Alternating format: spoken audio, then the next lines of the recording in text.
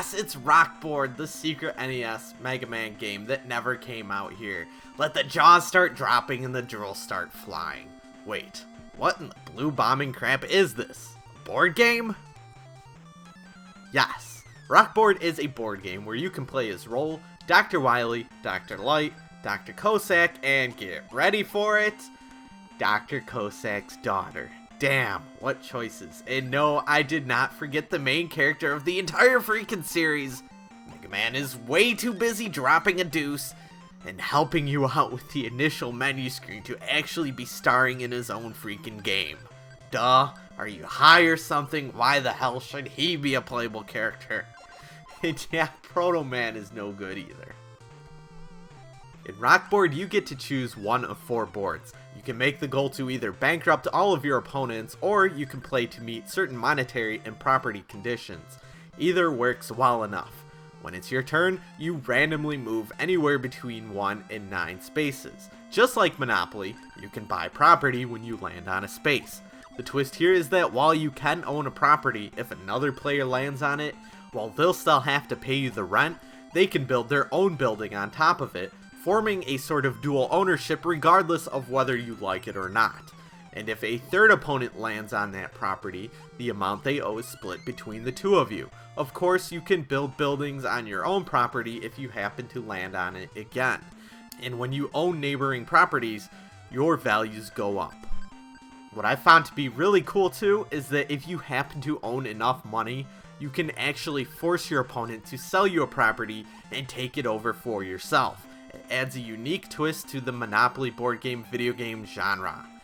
Finally, as you probably imagine, there are little dashes of Mega Man twists, including power-up cards and transformations that you'll learn as you go along.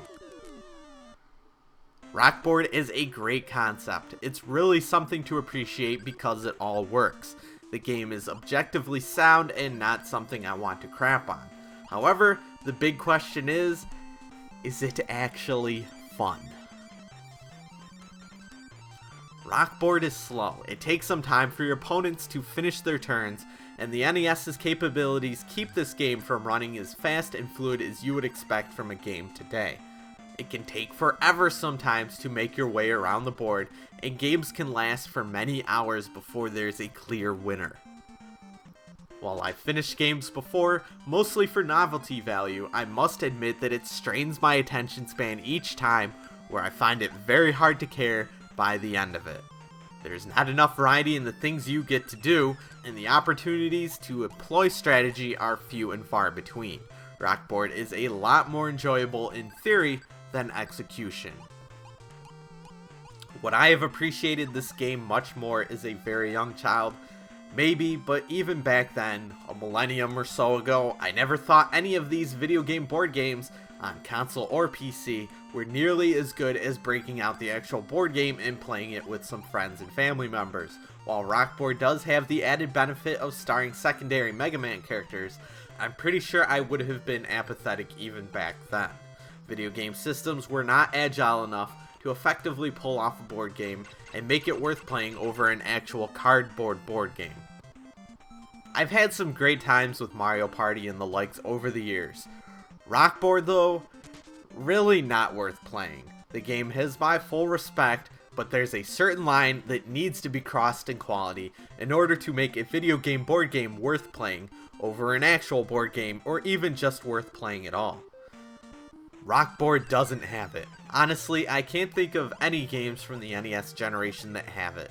RockBoard is still probably one of the best of its kind for its time though.